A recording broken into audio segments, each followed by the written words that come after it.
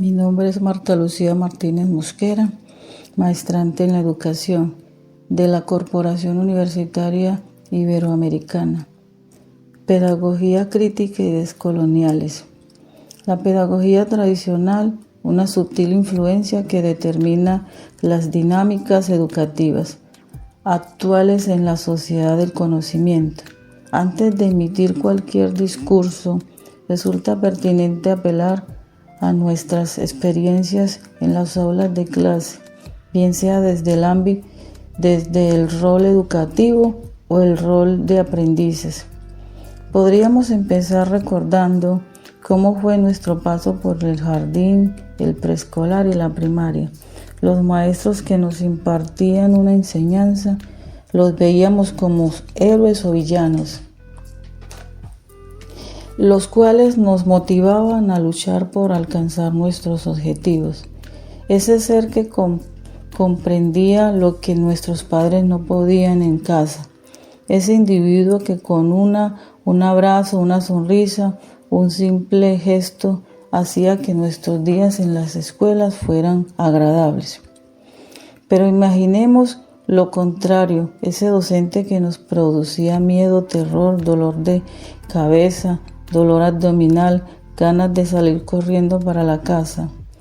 Pero saber que si llegamos a casa vamos a encontrar un ambiente igual al rígido que en la escuela, ya que los padres y los profesores eran aliados para impartir disciplina, acudiendo a infinidades de castigos físicos y emocionales. Se preocupaban mucho por lo que se aprendía, sin importar la forma como se hacía.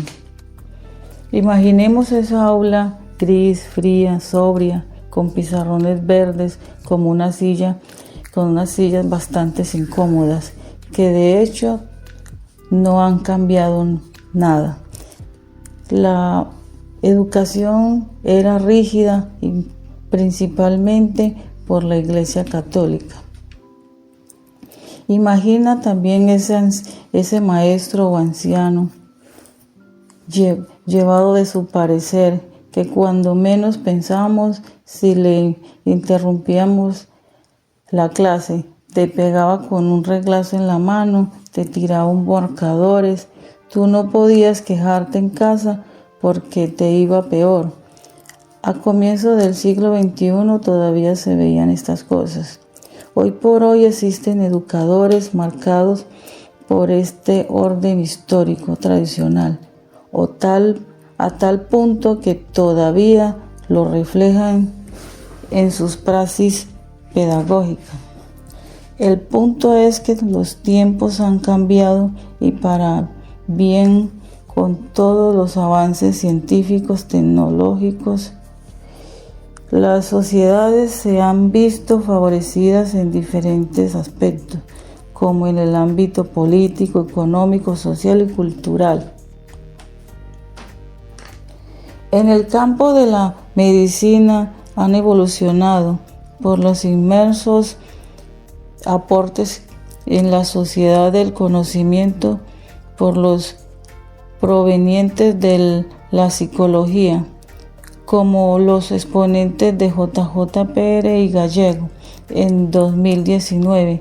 También los aportes del utilitarismo de origen inglés, cuyo precursor fue Jeremy Bentham, cuyas obras fueron autorizadas por Francisco de Paula Santander mediante el decreto del 8 de noviembre del 1825. Este utilitarismo llega como una alternativa para aquellos que han sido oprimidos, excluidos del sistema social por diversas razones.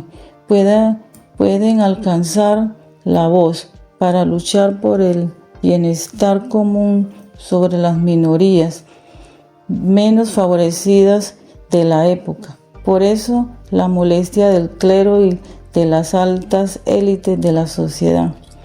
Otro avance importante se da en el año de 1947, cuando el sacerdote del departamento de Boyacá tuvo la idea de enseñar algunos aspectos religiosos y conocimientos específicos a través de la emisora local para que aquellos que no tenían la oportunidad de aprender presencial lo hicieran a distancia.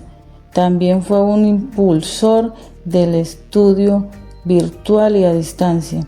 José Joaquín Salcedo, referenciado por el J.J. Pérez y Gallego, y la Universidad Nacional Abierta y a Distancia, pero que al cabo de sus enseñanzas transmitidas eran adoctrinamiento.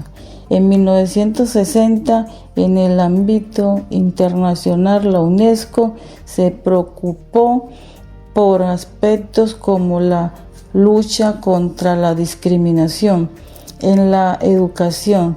Se invocó la Declaración Universal de los Derechos Humanos para afirmar que no deben establecerse discriminación.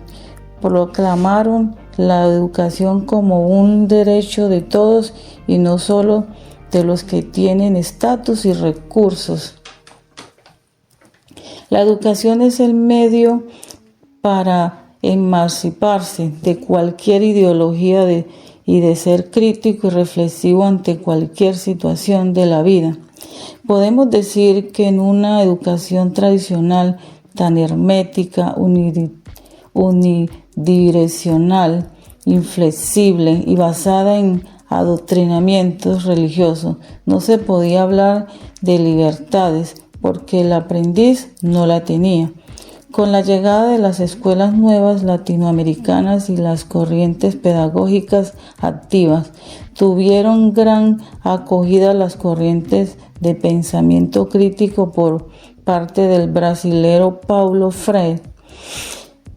En los tiempos del sacerdote José Joaquín, la UNESCO proclamó la educación como un derecho de todos. También Paulo Freire abordó coherentemente las corrientes de pensamiento crítico y todas las corrientes de escuela nueva.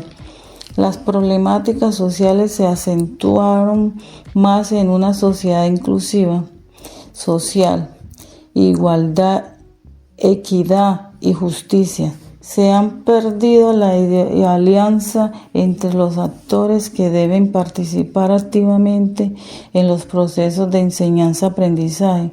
Y si hablamos de padres de familia, los maestros y de Estado, ahora que tenemos el acceso a los conocimientos con solo dar un clic, gracias a la tecnología de la información y la comunicación de las TIC, se ha discutido las responsabilidades porque busca con darle al estudiante la computadora o la tablet, sino que se oriente o se guíe el proceso intencionado de enseñanza-aprendizaje, tanto en el hogar como en la escuela, para que estas herramientas sirvan para medir aprendizajes significativos. El Estado define la educación en la Constitución Política de Colombia en su artículo 67 como un derecho de toda persona. La Ley 115 de 1994 y la Ley General de la Educación establece que la educación es un proceso de formación permanente con una función social y que la educación de las personas con limitaciones son parte integral del servicio público educativo. La Ley 1618 del 2013 le ordena a las entidades públicas en el marco del Sistema Nacional de Discapacidad ser garantes del ejercicio total y efectivo de los derechos de manera inclusiva y el decreto 1421 del 2017 reglamenta la educación inclusiva para la población con discapacidad y la Ley 2216 del 2022 por la cual se promueve la educación inclusiva y el desarrollo integral de niños y niñas, adolescentes y jóvenes. Debemos preguntarnos cómo es que estamos orientando y guiando el pensamiento crítico de nuestros estudiantes, e incluso el nuestro. No podemos subestimar los conocimientos que tienen nuestros estudiantes, porque nosotros como educadores también podemos aprender de ellos, de sus experiencias, de sus saberes y de sus pensamientos y sus cuestionamientos. El rol del educador es educar para cuestionar críticamente las instituciones, las políticas y los valores que dan formas a las vidas de nuestros estudiantes.